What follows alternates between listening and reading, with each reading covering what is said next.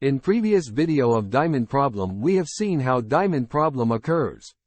In this video we are going to see solution of the diamond problem. To avoid diamond problem we need to make base class virtual. When one or more classes gets derived from a virtual base class, they get only one copy of the base class. A single copy of its data members and member functions is shared. It is implemented by prefixing the virtual keyword in the inheritance statement.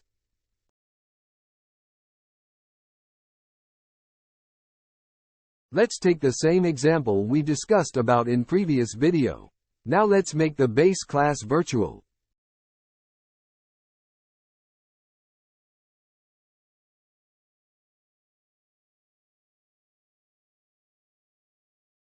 Now class B, C and D get same copy of class A.